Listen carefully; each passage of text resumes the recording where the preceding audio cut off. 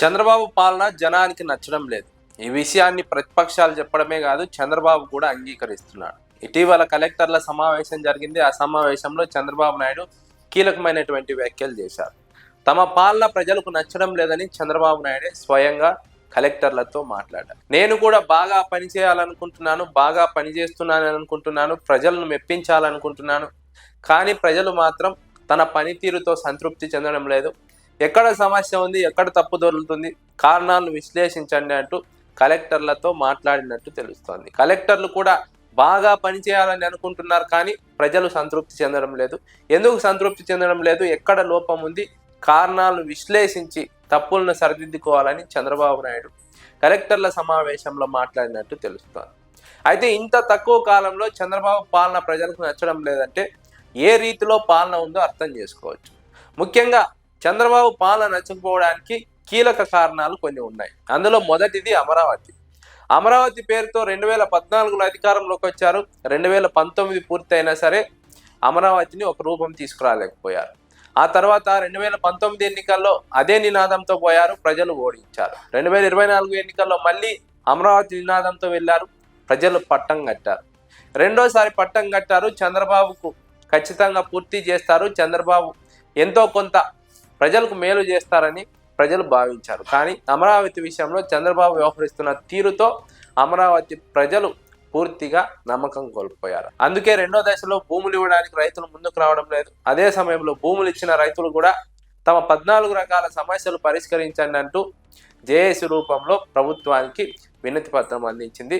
ప్రభుత్వం ముందు డిమాండ్లు పెట్టింది. ఈ నేపథ్యంలో అమరావతి ప్రజల్లో అసంతృప్తి పెరిగింది. అమరావతిలోనే తెలుగుదేశం కూటమి ప్రభుత్వం పట్ల అసంతృప్తికి బీజం పడింది. ఆ తర్వాత సంక్షేమ పథకాల అమలు విషయంలో చంద్రబాబు ప్రభుత్వం వ్యవహరిస్తున్న తీరు కూడా ప్రజల్లో అసంతృప్తికి కారణమైంది. అమ్మ ఒడిని తల్లికి వందనంగా మార్చారు. తల్లికి వందనం ఏడాది పాటు ఎగరగొట్టారు. రెండో ఏడాది ఇచ్చారు, అందులో 2000 కోత విధించారు. దీనిపైన ప్రజల్లో అసంతృప్తి ఉంది. నిరుద్యోగులకు 20 లక్షల ఉద్యోగాలు అన్నారు, లేకుంటే 3000 నిరుద్యోగ భృతి అన్నారు. ఇంతవరకు ఆ ఊసి ఎత్తడం లేదు. ఆ హామీని అటకెక్కించారు. ఆ తర్వాత ప్రతి మహిళకు 1500 నెలకు ఇస్తామన్నారు. ఆ హామీని పక్కన పెట్టేశారు. ఏడాదికి 3-4 సిలిండర్లు అన్నారు. మొదటి ఏడాది ఆ హామీని అమలు చేయలేదు. రెండో ఏడాది కూడా అరకొరగా అమలు చేశారు. రైతులకు పెట్టుబడి సహాయం అందలేదు, అరకొరగా అందిస్తున్నారు. ఇలా అన్ని విషయాల్లోనూ చంద్రబాబు ప్రభుత్వం విఫలమైంది. సూపర్ 6 హామీలు అమలు చేయలేకపోతోంది. విఫలమైన నేపథ్యంలో ప్రజలలో వ్యతిరేకత పెరిగింది. అదే క్రమంలో చంద్రబాబు తనకు అనుకూల మీడియా ఉంది. ఆ మీడియా కూడా పెద్ద ఎత్తున తాము అనుకున్న విషయాన్ని, తప్పుడు ప్రచారాన్ని ప్రజల్లోకి బలంగా తీసుకువెళ్తుంది. తమకు ఇబ్బంది లేదని నమ్ముతున్న క్రమంలో సోషల్ మీడియా తెలుగుదేశం కూటమి ప్రభుత్వానికి అనుకూలంగా ఉన్న మీడియాకు చెక్ పెడుతోంది. సోషల్ మీడియాలో ఎప్పటికప్పుడు ప్రజలు చైతన్యవంతమవుతున్నారు, స్పందిస్తున్నారు, ప్రభుత్వం పైన తమ గళాన్ని వినిపిస్తున్నారు.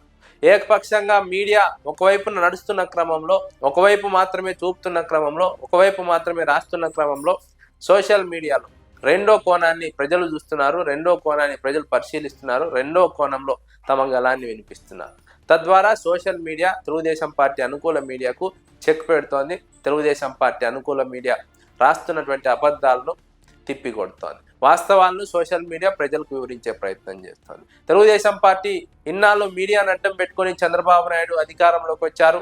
ప్రతిపక్షంలో ఉన్న జగన్మోహన్ రెడ్డిపై బురద జల్లుతున్నారు. కానీ సోషల్ మీడియా వచ్చిన తర్వాత తెలుగుదేశం పార్టీ అనుకూల మీడియాకు, మెయిన్ స్ట్రీమ్ మీడియాకు కాలం చెల్లిందనే వాదన వినిపిస్తోంది. అదే క్రమంలో చంద్రబాబు నాయుడుకు ఇది వ్యతిరేకతగా మారుతోంది. పదే పదే మీడియాలో చంద్రబాబుకు అనుకూలంగా చూపడం, వాస్తవాలను దాయడం, వక్రీకరించడం ప్రజల్లో అసంతృప్తికి కారణమవుతోంది. రాను రాను తెలుగుదేశం పార్టీ అనుకూల మీడియా పైన కూడా ప్రజల్లో అసంతృప్తి పెరుగుతోంది. అందుకే ఇది గమనించిన తెలుగుదేశం పార్టీ అనుకూల మీడియా ఒక్కోసారి తెలుగుదేశం పార్టీ పైనే విమర్శలు చేయడం, వార్తలు రాయడం, ఎమ్మెల్యేల వ్యవహార శైలి పైన వార్తలు రాయడం చేస్తూ ఉందంటే అర్థం చేసుకోవచ్చు ప్రజల్లో ఎలాంటి అభిప్రాయం ఉందో. అదేవిధంగా ఎమ్మెల్యేల అవినీతి పైన, అరాచకాల పైన ప్రజల్లో తీవ్ర వ్యతిరేకత ఉంది. ఎమ్మెల్యేలు ఎంపీల మధ్యనే ఇన్ని విభేదాలు ఉన్నాయి, ఎమ్మెల్యేల మధ్య విభేదాలు ఉన్నాయి. పొలిటికల్ గవర్నెన్స్ పూర్తిగా ఫెయిల్యూర్ అయింది. జనసేన, టీడీపీ, బీజేపీ మధ్య విభేదాలు ఉన్నాయి. అదేవిధంగా కల్తీ మద్యం వ్యవహారం తెర మీదకి రావడం, అందులో తెలుగుదేశం పార్టీ పాత్ర ప్రజలకు అర్థం కావడం, మరోవైపు అక్రమంగా రేషన్ తరలిపోవడం, మట్టి మాఫియా, ఇసుక మాఫియా, మద్యం మాఫియా, ఇలా రాష్ట్రంలో ఏ మూలను చూసినా అరాచకాలు అక్రమాలు పేట్రేగిపోతున్న క్రమంలో తెలుగుదేశం పార్టీ ప్రభుత్వం పైన ప్రజల్లో వ్యతిరేకత రోజు రోజుకు పెరుగుతోంది. మొదట అమరావతితో తెలుగుదేశం పార్టీ పైన వ్యతిరేకతకు అసంతృప్తికి బీజం పడింది. ఆ తర్వాత సంక్షేమ పథకాల అమలు విషయంలో, ఆ తర్వాత అభివృద్ధి విషయంలో, మరోవైపు తెలుగుదేశం పార్టీ అనుకూల మీడియా వ్యవహరిస్తున్న తీరు పైన ప్రజల్లో తీవ్రమైనటువంటి అసంతృప్తి పెరిగింది. నారా లోకేష్ ఎన్నికలకు ముందు తెలుగుదేశం పార్టీని ఇబ్బంది పెడుతున్న వారిని అధికారంలోకి వచ్చిన తర్వాత చట్టపరంగా శిక్షిస్తామని ఆ రోజు మాట్లాడారు. అధికారంలోకి వచ్చారు. అధికారంలోకి వచ్చిన తర్వాత వైఎస్ఆర్సీపీ నాయకుల్ని లక్ష్యంగా చేసుకుంటూ ఉన్నారు. వైఎస్ఆర్సీపీ కార్యకర్తలను లక్ష్యంగా చేసుకుంటున్నారు. వైఎస్ఆర్సీపీ తక్కువ కాలంలో ఈ స్థాయిలో మళ్ళీ పుంజుకోగలిగిందంటే అందుకు రెడ్ బుక్ కూడా ఒక కారణమని విశ్లేషకులు భావిస్తున్నారు. ఎందుకంటే ఒక పిల్లిని ఒక రూమ్లో వేసి కొడితే పదే పదే ఆ పిల్లే పుల్ అవుతుంది. ఆ పుల్లే ఈరోజు వైఎస్ఆర్సీపీ కార్యకర్తలు అయ్యారు.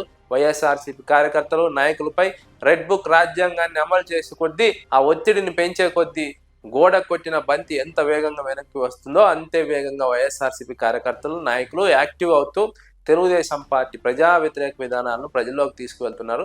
తెలుగుదేశం పార్టీకి ఏమాత్రం భయపడకుండా ధీటుగా ముందుకు కదులుతున్నారు.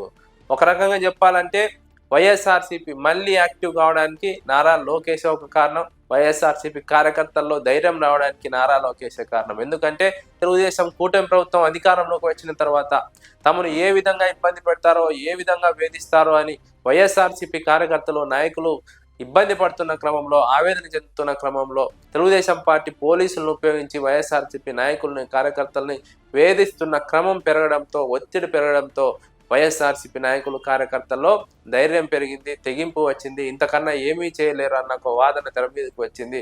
మహా అయితే కేసులు పెడతారు, జైలుకు పంపుతారు, రిమాండ్కి పంపుతారు, నెలల పాటు జైల్లో ఉంచుతారు, అంతేగాని ఏమీ చేయలేరన్న ఒక తెగింపు వైఎస్ఆర్సీపీ కార్యకర్తల్లో వచ్చిందంటే అది నారా లోకేష్ రెడ్ బుక్ రాజ్యాంగం యొక్క చలువ వల్లే అన్నది విశ్లేషకుల అభిప్రాయం.